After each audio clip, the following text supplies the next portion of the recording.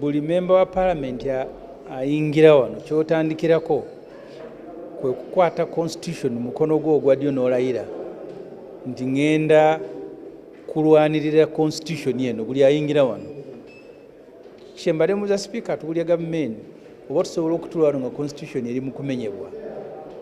Article 208 eya constitution egamba nti amagye ga Uganda gagenda kubeera nga gali non-partisan, tegawagirako byabufuzi oba munnabyabufuzi wakibiina kyabyabufuzi nga galina empisa.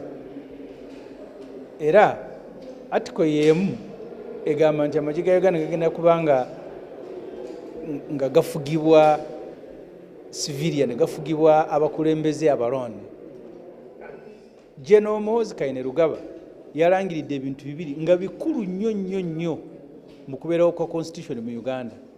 Ekisooka yagambye nti taatawe bw'anaava ku bwa president teri muntu mulala agenda kufuga Uganda nga si musirikale oba nga si wa poliisi. Ekyo kimenya constitution article 208. Ekyokubiri n'alangirira nti ye ng'akulira amagye mu kalulu akajja agenda kuwagira Yoweri Museveni owa NRM. Emirandira emikulu amagye kwe gayimiridde okuwa ekitiibwa abakulembeze abalonde nga si basirikale n'obuteetaba mu byobufuzi gonna yagamenye. Naye ebyembi ne sipiika naye omuwulidde mu ngeri yakusaagirira n'agamba nti naye atya kubanga komiti baminisita bagamba nga ne CDF yaliko mbadi kwali nti ensonga za Muhoozi bazitya ziyinza obaleetera obuzibu. Kati ne sipiika mu kusaagirira n'agamba nti Ssemujju owulire totuleetera obuzibu. Kibadde nga kyakusaagirira naye obuzibu obwo bugenda kwereeta bwokka sinze ngenda obuleeta nti omusirikale ayambadde uniform akulira amagye asobola okulangirira nti kitaawe bw'avaako anaddako ateekwa kubeera musirikale oba mu poliisi. Ekyokubiri omusirikale n'alangirira nti ye kalulu akajja agenda kuwagira NRM. Kati constitution ebe evuddewo nga ne wano tumala bumazi biseera maybe kunyumirwamu ng'abali ku talk show. Ebyembi sipiika omulabye ng'asaliriza amagezi adduka ensonga eyagiveeko afune endala zayingizaawo. So kati eggwanga buli omu yeetegekera ekiseera ekinaddako because notice Muhoozi gyawadde saawa yonna Museveni kuba Museveni asobola okuvaako ng'ekisajja kiweddeko naye asobola n'okufa nga bwolaba wa Tanzania tuyinza okera ku nkyanga Museveni yafudde especially n'emyaka gy'alina kati. Kakati omukulu alangidde nti oba woofiira oba wooviirako basirikale ffe tuddako. Sipiika agambye nti ensonga zino Minister of Defence bwebanga balaba omukulu ng'akoze ensobi bainvestigatinga naye si parliament. Sipiika ayogedde ebintu bingi era naye bw'anaabiwuliriza ajja kwewuunya nga mu ekyo mulimu n'okugamba nti ebintu bya Muhoozi biyinza otuleetera obuzibu. N'abisindika eyo nti aba defense mwe muba bitunulamu. Ate aba defense wano banonangawo ki? Minisita wa defense anonangawo ki wano oba aba defense bali waggulu? Teriiyo nsonga mu Uganda nnene parliament gyetakolako teriiyo. Naye sipiika abadde asala amagezi lukwesikwesi lwakudduka ku nsonga eno egenda okuleetera eggwanga obuzibu. General Muhoozi wagamba bali mu PLU basobola okugenda mu NRM besimbewo. Okusooka Muhoozi n'okuteekawo PLU kyali kimenya mateeka nti omusirikale atandiseewo ekibiina ky'ebyobufuzi n'akubadde si kiwandiise. Ate nga n'abakulu abali mu gavumenti ne sipiika yennyini namulabayeko nga gyali. Sipiika wa parliament Anita Among namulaba ali mu constituency ye ng'agandi Museveni bw'ovaako mutabani we ogwaddako. Kati otabulwa nti oba basipiika abali wano ne taye bwakizeemu bulungi nti ebyo biyinza otuleetera ekizibu. Kati Muhoozi afuuse ekizibu buli omu atya omwogerako. Kati kino kirekawo ssente ezimu ezisaasaanyizibwa mu activities za PLU n'ebigenda mu maaso. Eyo ensonga lwaki parliament erina okutunuulira Muhoozi ebintu byakola ng'akulira amagye ng'oggyeko ssente z'okusasula amabanja n'oggyako ssente z'okusasula emisaala gy'abakozi ba gavumenti. Ekitongole ekisinga okuteekebwamu ssente y'omusolo mu Uganda kyekya defense tuli mu trillioni 4.5. Tayinza kuba ng'agikulira agenda akampeininga ng'agamba ali mu kukuza mazaalibwa ge parliament netunula butunuzi.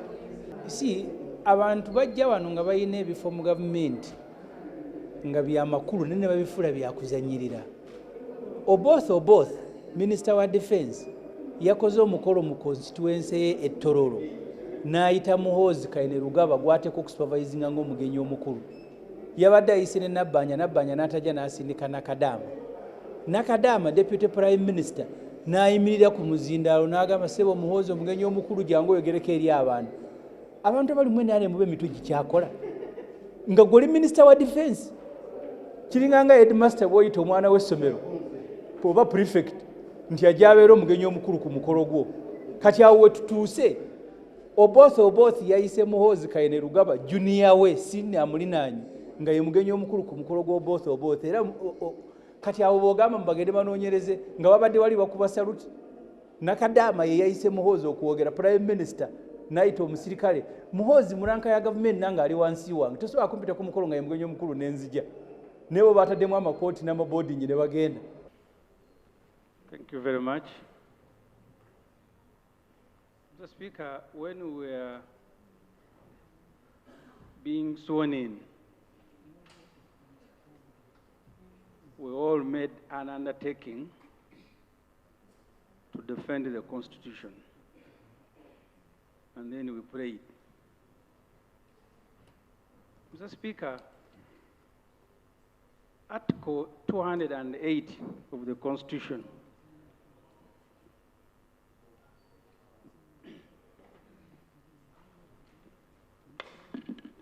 Article 208 of the Constitution says there shall be armed forces to be known as the Uganda People's Defense Forces. The Uganda People's Defense Forces shall be non-partisan, national in character, patriotic, professional, disciplined, productive, and subordinate to the civilian authority as established under this Constitution. Mr. Speaker, this is mandatory. So I want to draw your attention and the attention of this House to the utterances made by General Muhoozi Kainerugaba, who happens to be CDF. First, that after his father is a president, no civilian will be a president in Uganda. But two, I hear people who are jeering.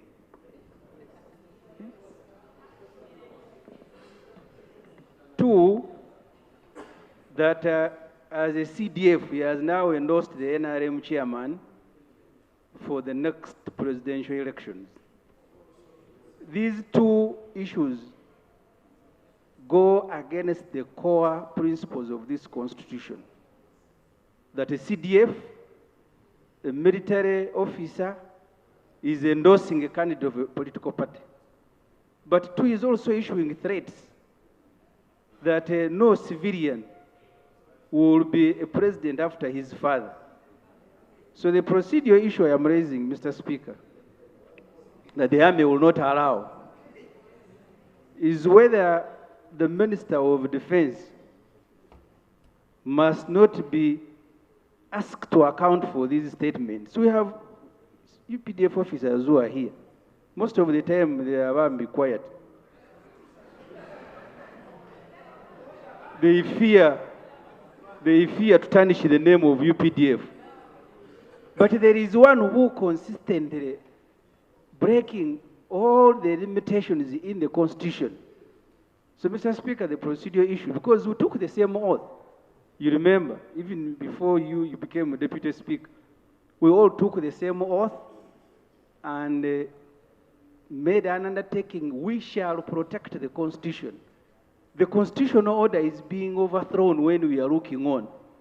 So Mr. Speaker, can you, using your power, ask government to explain why a particular UPDF officer can be allowed to overthrow the Constitution, announce which candidate to support, and issuing threat to civilian that he will not allow, or the army will not allow a civilian to be a president in Uganda?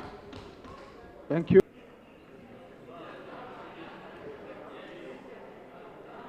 Thank you very much. I appreciate the matters raised by the Honorable MP Ssemujju. One, I want to say that Article 208, which says UPDF shall be subject to civilian authority, does not take away a right to have an opinion, freedom of expression, the rights and freedoms enshrined in Article. No, honorable colleagues,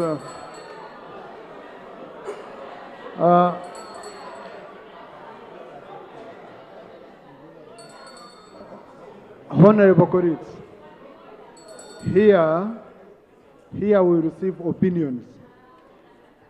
Whether you accept it or not, whether popular or unpopular, this is where someone should stand up freely, okay, and speak.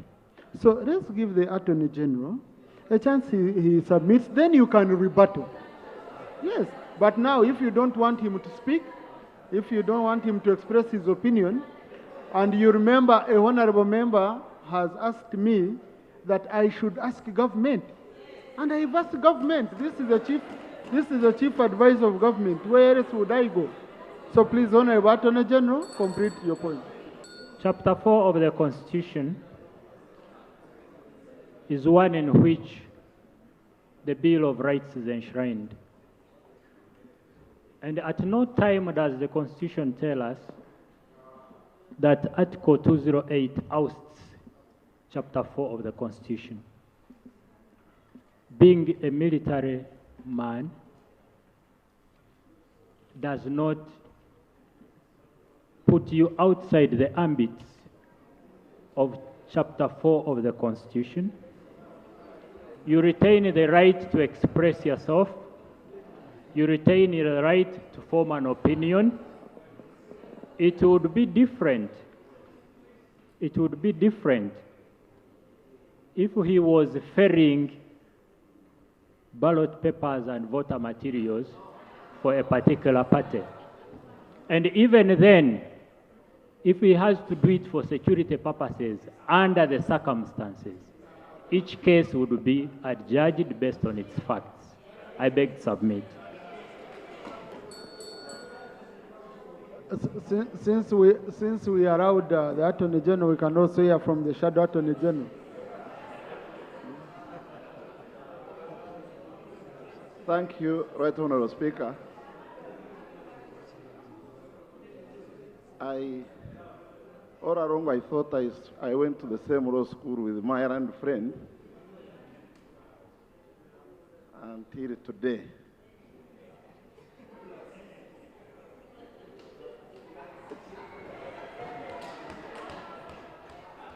Well, I'm not saying that I'm disappointed because he has expressed his opinion, but I think it is vulgarizing a very important matter which one of Ssemujju has raised. That a serving military officer who is at the helm of the UPDF currently comes up and makes statements which not only contravene Article 208 of the Constitution, but also the UPDF Act itself. And an Attorney General comes and defends that kind of conduct as part of the freedoms of expression and opinion, well knowing that some freedoms are subject to the law. Yeah, just sorry for interruption, Honorable Nwagaba. Some of us who are not in social media and all that. Where are these statements? Because there are things being referred to. No, because it seems there are statements which some people have read, some of us have not read. If one could lay it on the table, it would help some of us. Okay? Yes. No, I'm just asking honestly. Because if we take it that everyone is on social media waiting for statements and all that, okay? So if we can lay on table Honorable Soro, you want to lay your phone on table? Yes, Right Honorable Speaker. My phone, which has the Twitter official accounts of the CDF. Please lay. Describe your phone and lay. but just Honorable Second has said he wants to. Thank you, Right Honorable. Constitution, a person is innocent until he pleads guilty or until he is found to be guilty. When you passed over the mantle to the executive, and the executive owned up as a fact but defended on the law, I was relieved. The executive, which you were asking to respond, I had expected them to say we shall investigate, but because they knew, they did not undertake to investigate. But owing to the seriousness of this matter, Mr. Speaker, I thought, with your guidance, that the right way of dealing with this would be to refer the matter to an investigation, irrespective of who is involved, because it is about our life, it is about the safety of everybody in this country. It is a matter that should be investigated. I went to the same law school, not only law school, but same high school with the Honorable Attorney General Kafuzi. I am not disappointed, because one core thing we were taught is to express the opinion. And the Supreme Court of this land has ruled in Andrew Mwenda and Charles Onyango Bo versus Attorney General that a person has the right to express even a wrong opinion. I was going to say, outside Parliament, I say even a stupid opinion. But fearing you where you're seated, Mr. Speaker, I opted to refrain. My appeal to you, sir, and to this House, for the safety of this country and everybody, is subject this to an investigation so that we have my brother Kainerugaba to also say I said, I did not say, I was not in my usual moods or something else. So we give him a right to defend himself. Thank you. I thank you. Now, the UPDF has its code of conduct, has its disciplinary procedures. If any member of the UPDF violates their code of conduct, they are subjected to their disciplinary. I have seen generals going there. I have seen senior officers going there. So I don't want Parliament to turn itself into an investigative body where before the institution can utilize its own mechanisms in case there was a problem. In case there was a problem. So really, I am not going to be referring this matter to a committee for investigation. We have a lot of business to handle here. Let us leave institutions to handle there. But Honorable Nganda conclude. Thank you, Right Honourable Speaker. As information, okay. Mr. Speaker, sir, I would like to give information to my Shadow Attorney General. I was the Shadow Minister responsible for Defense and Veteran Affairs in this Parliament. And the Ministry of Defense, fully constituted, came and appeared before our committee. The Honorable Vincent Sempija, who was the minister, headed that delegation, supported by the State Minister then, who is now the Minister, Honorable Both, and then the CDF then, Honorable Mbadi, who is here. They came. I put this question to them. I told them that we have a serving military officer who appears to be above the law and is contradicting an act of Parliament. When I began to ask the question, the Honorable Sempija immediately felt some cold and rushed out of the committee meeting here in Parliament. The Honorable Oboth immediately took a phone call and said, I'm coming back, literally running away. The CDF who had the command, and I challenged him, and the colleagues who sit on the committee was there. I said, as the army commander, can't you issue orders? The CDF Mbadi said, do not cause me trouble. And said, please leave me alone. So the question we are dealing with. So why does Ssemujju want to cause us trouble? If that's the issue.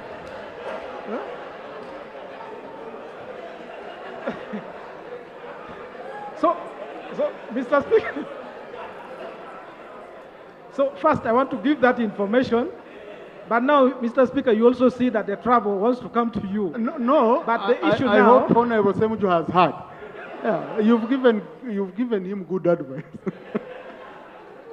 Yes, but beyond that, Mr. Speaker, in the Act, there are provisions for the minister to make regulations. And there are so many regulations that have been made. The last one that I had and I saw the president launching it was called the UPDF establishment. By law, every regulation made by the minister must come before this parliament so that we can scrutinize to see whether they conform to the spirit and letter of the law that we have made here. That act has not come. But I saw the president and the people who briefly explained say the commander-in-chief, who is given powers by the Constitution and the Act, has now delegated some powers as a commander-in-chief to somebody else. That is extremely contradictory to what we have here. Because, as you know, the commander-in-chief is protected, he has immunity, and etc. I therefore want to request that you prevail over the Ministry of Defense to bring that act here, that regulation, the UPDF establishment, so that we can then interrogate the powers that the policy, the regulation has given to the CDF. He may be acting because the powers are provided in that, so that we can nullify it. Otherwise, one day we'll wake up and then you'll find that there is no government elected by the people and someone is prevailing over a government which is unconstitutional. It's a danger that we should take care of. That's the information I'm giving. Attorney General specific on UPDF establishment. Right Honourable Speaker, I've listened to Oduru Jonathan, my honourable colleague. Yes, there are regulations made. And if you are concerned that they have not been tabled in Parliament for purposes of perusal, the Ministry of Defence can do that because it is well within the right of Parliament. Be that as it may, my senior colleagues, the Shadow Attorney General, and my former head boy, the Honourable Segona, cannot legally point to any clause in the Constitution that ousts anyone's right to freedom of conscience, expression, and having an opinion. Now, unless if you are telling us that the Constitution has a conflict within itself, which no court has made a pronouncement on, the status quo remains. I beg to submit. That's how it has been closed. Because I pronounce myself, I pronounce myself twice. Number one, that this is a matter, if it violates any law to do with the UPDF, it has its disciplinary procedures. It will handle. Number two, the official spokesperson of government is here.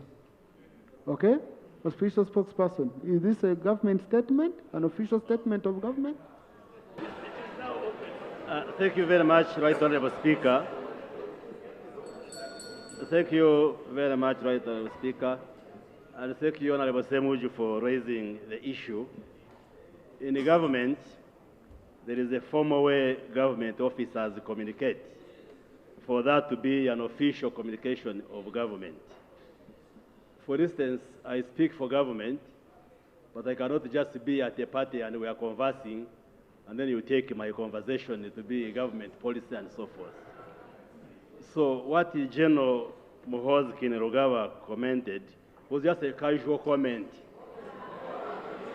which we do not take. Yes, there is a formal way. There is a formal way through which UPDF communicates. Point of order, Honorable Ssemujju. Minister of Information. Mr. Speaker, sir,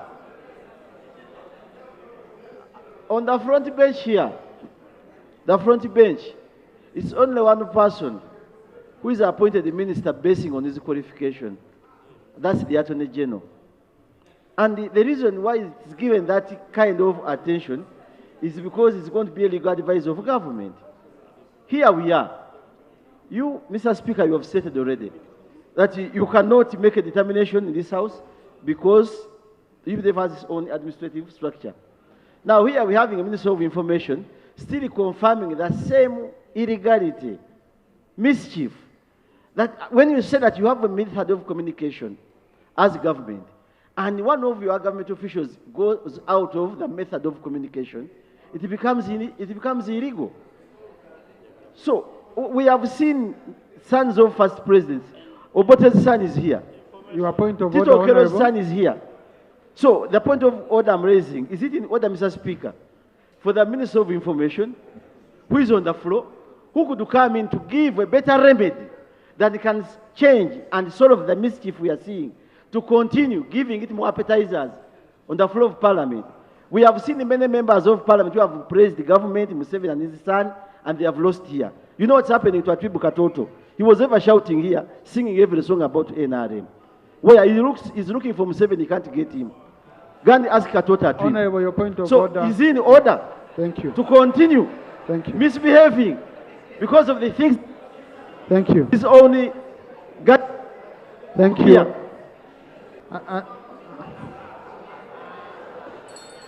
Honorable colleagues, I guided on this matter, okay? I guided on this matter. Secretary General of PLU, do you, Honorable Minister, I will allow you to conclude. Thank you. Thank you, Right Honorable Speaker, for giving me this opportunity. I would just request you, Right Honorable Speaker, that you use your powers and request or ask Honorable Ssemujju to read the message, because he said that this message is on the official account of General Muhoozi Kainerugaba. Let him read the message, because you cannot challenge something that is not there. The Twitter message that they are talking about, have checked on the account of General Muhoozi Kainerugaba, and it is not there.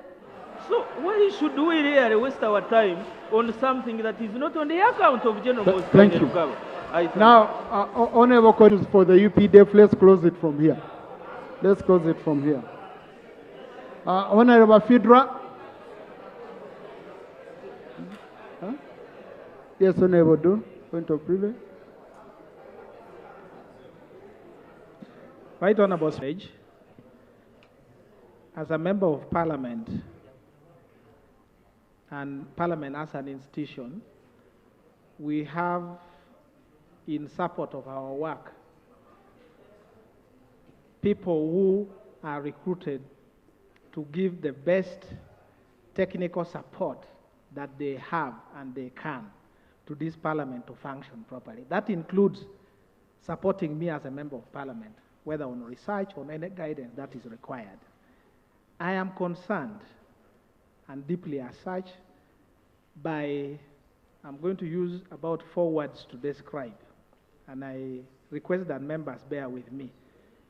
The demotivation amongst the staff within Parliament, the incompetence, if I may, among the technical staff at Parliament, the sabotage coming from the technical wing of Parliament that impedes the ability of this Parliament and us as MPs to do our work.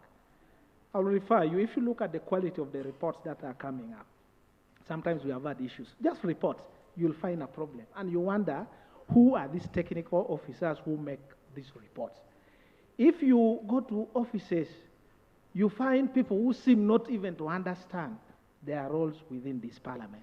The last example I want to give that borders either sabotage or incompetence. When you, the Right Honourable Speaker, and the Right Honourable Speaker of Parliament, and you, the Deputy, was faced with a question of how to proceed on the censure motion of the 4 commissioners, you sought technical guidance from our technical people here in Parliament, either because of laziness, incompetence, sabotage. All they could do was to go and open the Black Laws Dictionary, and they landed on a word called res judicata, and they put in writing.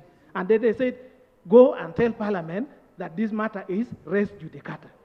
Mr. Speaker, if you look anywhere in the world, there is no scholarly work, there is no judicial interpretation, there is no publication that says the doctrine of res judicata is available to Parliament. The senior lawyers are here. Even in your first semester at law school, you will be told it is a doctrine exclusively available to the courts of law. In which circumstances? Where they are sued. Even when it goes to court, court must try it. A judge cannot sit and say on the face of it, this matter is res judicata. It must be pleaded by both parties and its evidence adduced to show. And then in the end, you make that decision. How can then the technical people in this Parliament put the entire reputation of Parliament, your reputation as the Speaker, the Right Honourable Speaker, and even senior lawyers here, including the Attorney General on this side, that a matter that should come on the floor, just go and use a Latin word, res judicata. And we all sit here and accept. Is that not sabotage? And I have lawyers here who are more senior than me, who can come and explain that doctrine cannot be invoked in this Parliament as a bar to any process that comes here. In any case, even if it were to be provoked, it is under Section 6 of the Civil Procedure Act, and all the ingredients are laid there. The parties must have been the same, and they must have gone to a court before. In this case, the movers of the censure motion, including myself, who signed number 1, I was not a party to that court. Secondly, it is exclusively available to only courts of law. A judge or a judicial officer sitting is the one can. That one did not happen. The subject matters must be the same. And there must be evidence adduced by the other opposite party to show that the matter has been tried and settled. This one did not happen. So my issue is it that the technical wing wants to show that this entire Parliament is so incompetent that they just pick a Latin word and just put it there, and then we all accept and agree that now the matter is res judicata? Did we not go to school? Thank you. Request, I will receive information, is for your good chair to vacate that decision. To vacate that decision, any other reason can be given. Any other reason can be given, but let Parliament look serious. Let our technical people help us. Let our technical people show that this Parliament is properly constituted. So I really kindly request from you. I will take the